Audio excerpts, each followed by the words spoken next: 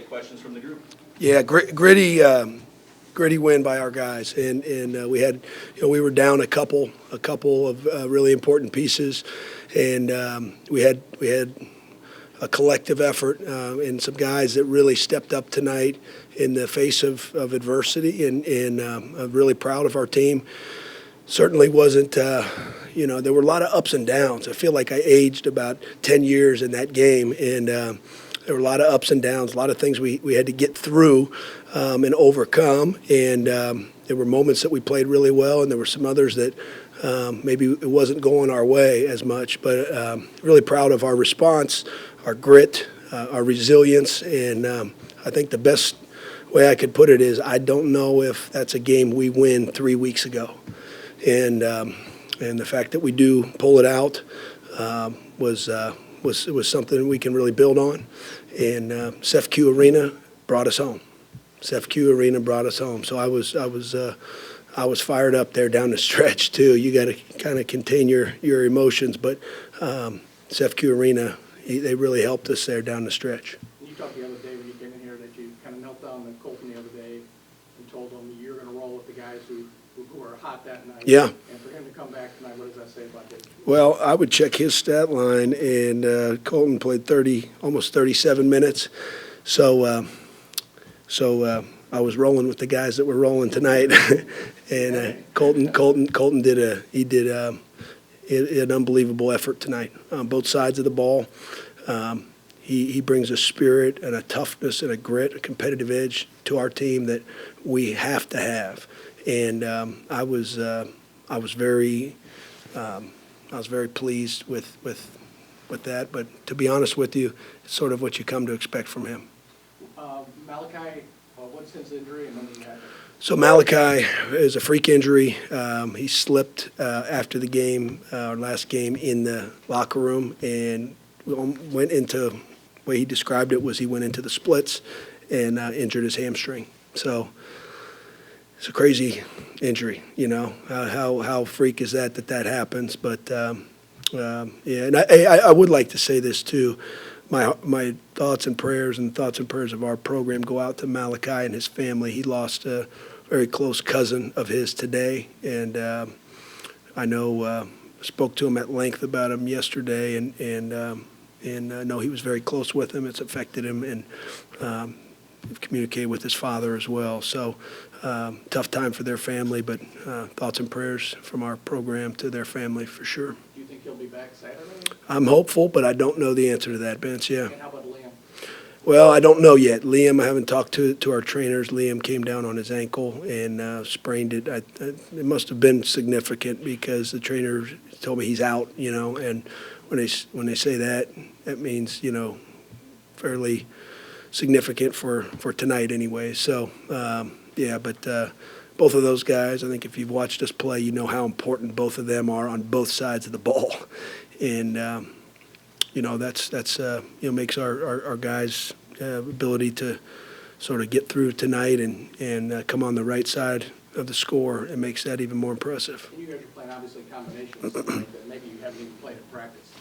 Yeah, there were some lineups out there. We were pretty undersized too, and when you get up on Eastern Michigan, we knew their talent, but they have such tremendous length too. There's some high major bodies out there that are impressive. So rebounding wise, I know we were up at half and we ended up winning by 9. So that's great. Yeah.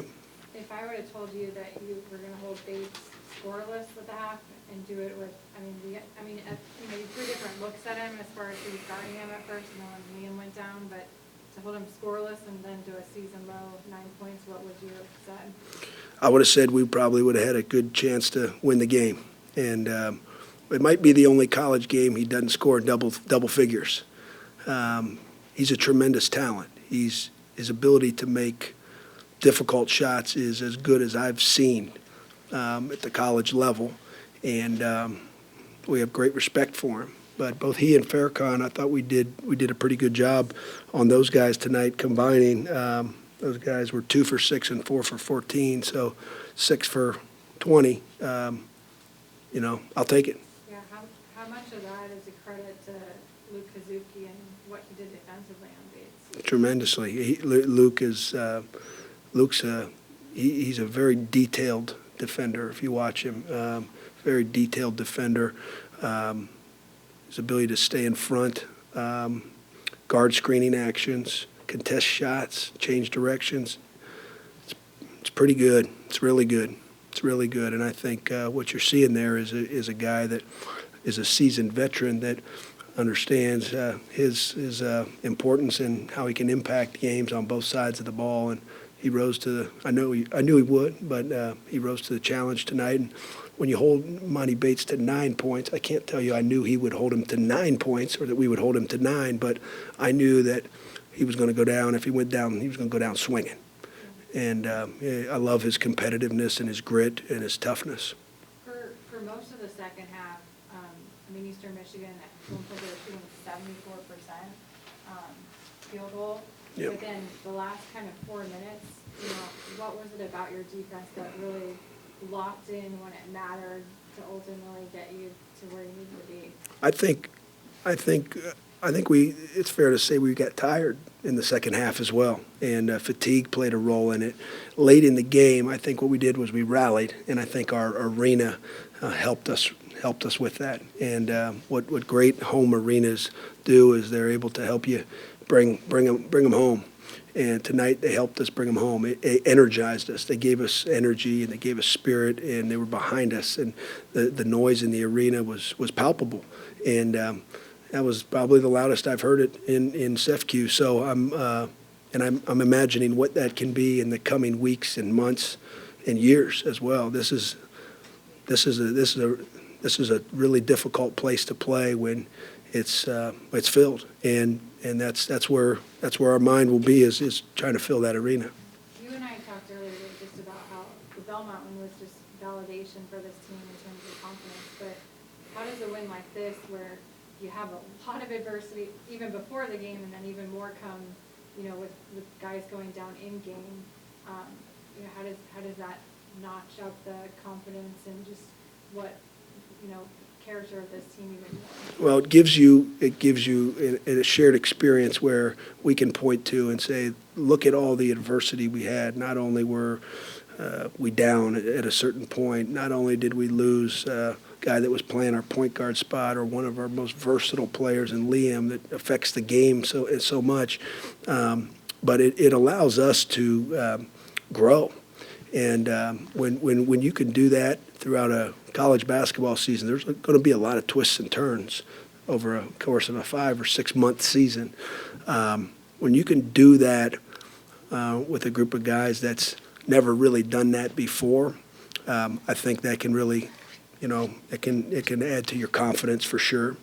And we'll refer to this in the short term. I think we're going to enjoy this tonight, but we also have to have a real ability to turn the page and be ready for a really, really good team on Saturday in Horton Fieldhouse. Colton said you guys only told him 5 minutes before the game he was going to start. I think it was probably less than 5 minutes before. Yeah. What do you think about maybe moving Darius there? Or? I was thinking through it today, but when I got to the arena, I sort of knew what I wanted to do, and then you have a choice as a coach. You tell them early, you tell them late, and I'd rather tell them late. And I told him late, and he's a competitor. I don't worry about his nerves gonna get to him or anything like that. Sometimes when you find out late, you know, it's better. Coach, I believe it was a season high, 87 points tonight, just over 56% shooting from the field, 11 assists. In the past few games, your offense has really been flowing a lot better than you really kind of did at the beginning of the year. What's changed for you guys? I think our connectedness. I think our connectedness. I think that we're playing through the paint. Our paint numbers tonight, 40 points in the paint. I don't think we had that early on. We played tonight like I would want to play, through the paint, side to side. 34 free throw attempts. You know, I think over the long haul, we were able to probably outlast them over a 40-minute span, and I think those numbers would reflect it. So you can talk about Saturday's game now. You get your Doug Collins shirt on there. What does it mean to bring a team over, for you, the first time to bring a team over there for the first time in 34, I guess? For the first time in 34 years, Redbirds are going to be suiting up in Horton Fieldhouse, and I couldn't be more excited. I'm thankful, first of all, to our administration for setting the table for this and allowing us to do this. But it's very important as a head coach for me to take my team over there with a real appreciation for all those that came before us, all the players, all the alumni, all the fans that have seen games over there. We want to wake up the echoes. And Saturday is a very special day, and it's going to be a very special day to a lot of people. And I want our players to appreciate that and lean into that. They've got a job to do, and I addressed that with them in the locker room. I want them to lean into this and this experience, but at the same time, I want them to keep their minds on what it should be on, and that's playing 40 minutes of Redbird basketball and then living with the results. And if we play 40 minutes of Redbird basketball, we'll live with the results, and we'll be very comfortable with that. I'm excited for our players. I'm excited for our fans. I'm excited for all the former players that will be there. Doug Collins will be back. And it's going to be a really special afternoon. I hope we can add a special memory to that building. Is there anything in particular that you want your players to really understand about the history? Well, there's so many stories, and there's so many games, iconic games, and I've learned a lot about it here in the last few months.